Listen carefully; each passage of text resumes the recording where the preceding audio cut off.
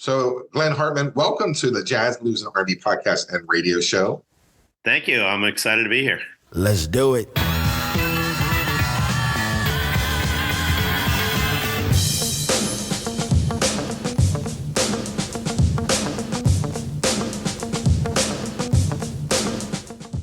When I listen to Tippish for the first time, it reminds me of like the early 2000s, like with the Afro-Celt sound system, because it's such a genre, multi-layered. And I think that this album, kind of defines that. What was your goal when you made this album? Something about this band is that the music comes out of the people more than we come up with an idea and then try to stick the band into it. And so what happened when the band originally was created was we came up with an idea to play Klezmer music, which is centuries-old Yiddish music in New Orleans. Now, we didn't at that moment go, and we're going to mix it with New Orleans street beats, and it's going to become this crazy funky rock thing. But what happened was we started playing it in New Orleans. People come to dance. People come to enjoy and interact. And when you're playing, we started to get a reaction from the people. Then you start to play to get more of that reaction that you're enjoying. And slowly but surely, you build a sound with the audience. And that's how the initial sound of the band got created into this kind of rock, funk, Klezmer thing. Then over time, as we've all grown as musicians and players, and our ears have grown and our skill on our instruments has progressed, we just come up with ideas. Hey, wouldn't it be cool to do something with this kind of groove? Wouldn't it be funny if Fela had a Yiddish tune or whatever it would be? And we did our whole last record was like, what if the Meters had written a whole bunch of, tunes that were influenced by centuries old Yiddish music.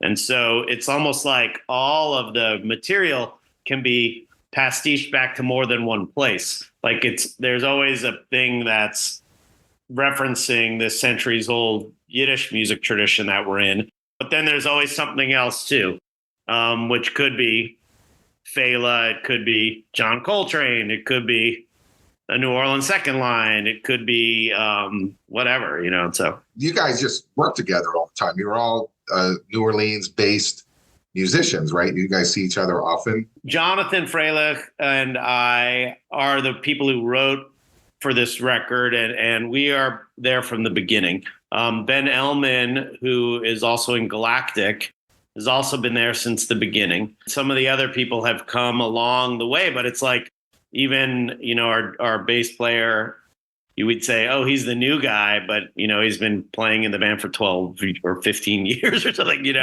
I mean, when you're around for more than 30 years. I was just going to say, so in New Orleans, because we get to play so much live music here, we all get to play in a lot of different bands.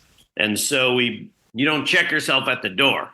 So, and it goes both ways. Like, just because our sax player, Dan Ostreicher, is in Trombone Shorty's band, so he's out touring the world with Trombone Shorty. Of course, when he comes home, he's going to have all of that in him when he steps up on stage with us. And then after he plays with us, like he's playing with us at Jazz Fest, and then he's running, they have a golf cart waiting for him to drive him over to close out the festival with Trombone Shorty.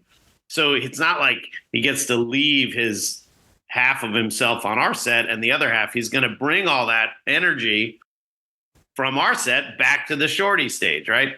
And so that's what happens in New Orleans. We get this fluidity of players between bands, and therefore the music and the influences just kind of cross-pollinate.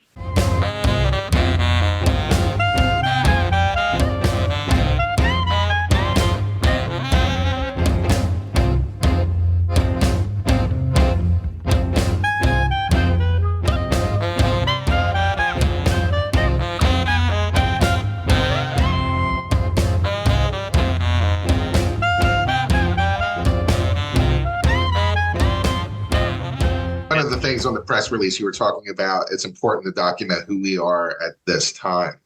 And it seems like it's such an evolution You guys are all in different bands and you guys are all friends. It would be almost like clockwork that you guys, hey, we got to like every 5 years check in and kind of, make sure we're documented because we're re-evolving so much.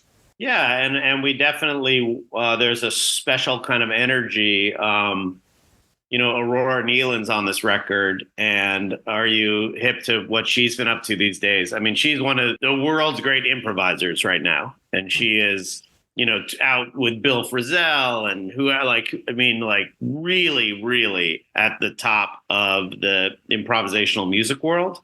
Her and Dan and our clarinet player on this record, Nick Elman, he just went out to LA and now he's off with Maroon 5.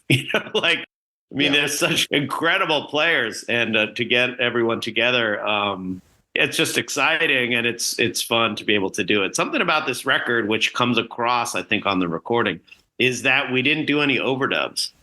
We did it all live. And not like live in front of an audience, but live in a studio the way like an old jazz record would be recorded. And there's really no edits and no, we're going to take the horn part from this take and add it to that. We didn't use a click track. We didn't use headphones or monitors. We literally just stood and played the music, listening to each other. And it's pretty complex music. But that's what the band sounds like. And it has a certain kind of energy because we recorded it that way. And it's been fun to now take these tunes and bring them to the stage and try to translate this same energy we got on the records into our live performance. It's been fun to let them evolve, let the solo sections grow and just see where it's going to go. So Middle Ages in Europe, these were the guys who rolled into town and played music at the party, and played music in the town square, played music, and everyone would be like, "Oh no, here they are!" And you can read about descriptions of what these bands were like, and they literally would come. Like, imagine a wagon rolling in, like it was a van pulling up in front of a club. You open the door of the van, 3 beer bottles roll out. And the band kind of stumbles out. Someone's like, "Wake up the bass player. Oh my God, we left him at the rest stop," whatever. It's like that. And those are the descriptions you get when you read like Yiddish writing about what these bands were doing. They were just kind of wild people roaming town to town, playing music for parties. They say that there's Jewish hate throughout America, that it's increased. And I don't know if that has an increase in your eyes in New Orleans. That I here in Baltimore, I don't see anything, but I'm hearing on TV that it's like a problem. And I was just kind of curious if there was any kind of connection that you see. It seems like sometimes you get media stuff and then you have to debunk it. You have to go to the sources. The question is, has the band been a target of Jewish hate? No. Just in general in New Orleans, and not that you're aware of. We played at French Quarter Fest the other day. There was some people who came with pro-Palestine flags and signs, and they kind of like came by the gig. They didn't disrupt anything.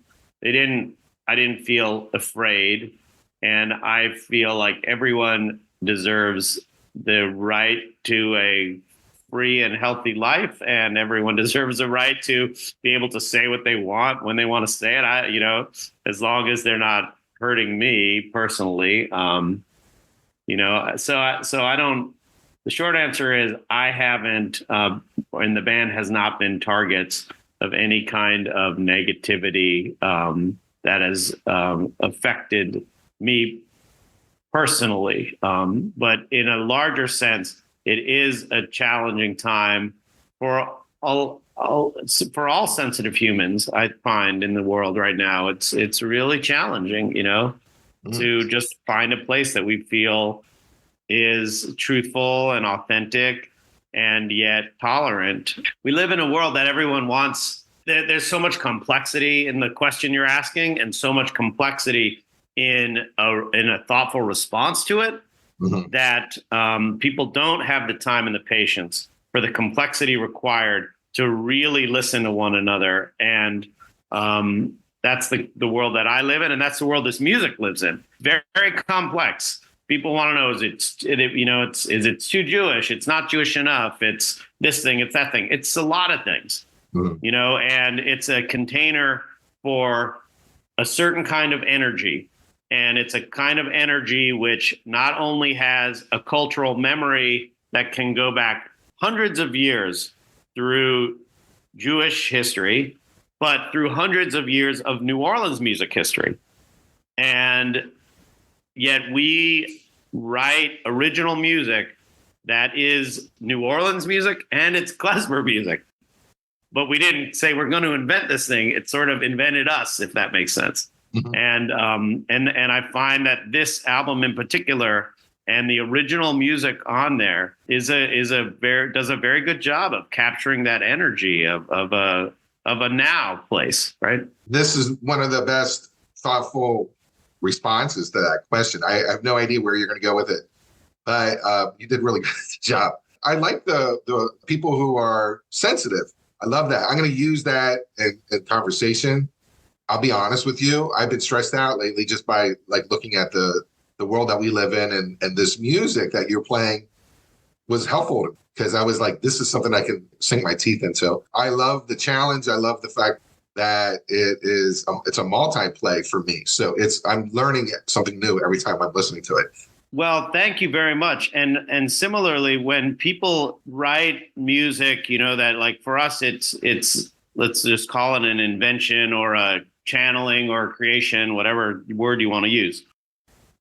What you're experiencing is exactly the response, which is the listener is like, if you invent a new folk music, then the people have to invent a new folk dance, right? Or a new folk listen, right? And you need to open up your, like, hopefully my dream would be that people would dance, come up with a new way to dance to a new song, right? And and it's subtle, and like there's tunes on here that I know the genre of your podcast is a little all over the place, but there's tunes on here that like are straight up with grunge. The tune Comfort to the Jews has like straight up Seattle kind of grunge thing.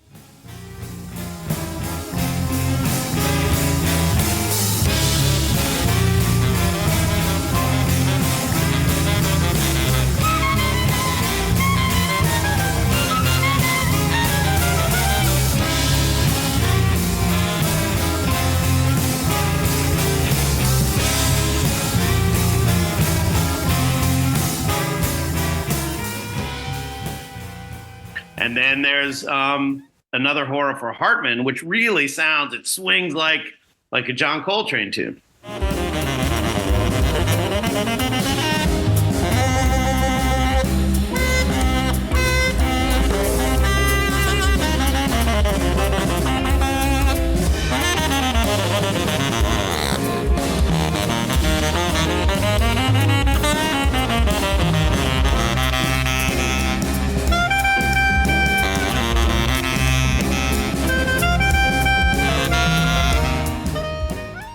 Yeah, okay, so Tippish is the first single off that album, and I looked for the word Tippish somewhere in the Google hemisphere to see if it means something, and I don't know what it means. Well, so it's a Yiddish word, and it's the easiest way to translate it would be typical. Okay. Tippish. It's tippish, but it's also can be used to mean typical, like, oh, you're being typically foolish, like, oh, you're so typical, like, it's so tippish that you would say this one thing and mean something else, or, it's so tippish that you would, behave the way you are because you always show up and do that, so it can mean kind of like that too, but it's also kind of funny because it's obviously a Yiddish word, but it's easy to say, like we wanted to have we wanted to use, again, it's, it's multi-layered, it's complex. So we titled it with a Yiddish word that's very easy for people to pronounce, You don't want to call it Vivas tu Cabeza for Prohibition or something, and everyone will be like, what's the name of your record, right?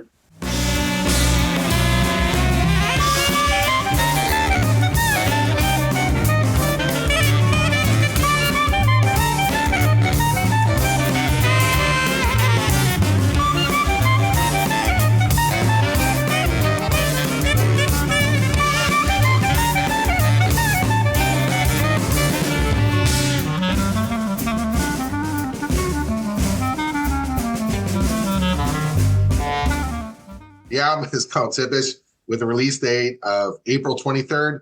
The group is the New Orleans Klezmer All-Stars, and I thank you so much for joining me today on the Jazz, Blues, and R&B podcast and radio show, period, a Spotify production. Thank you. Listen to music. Yeah.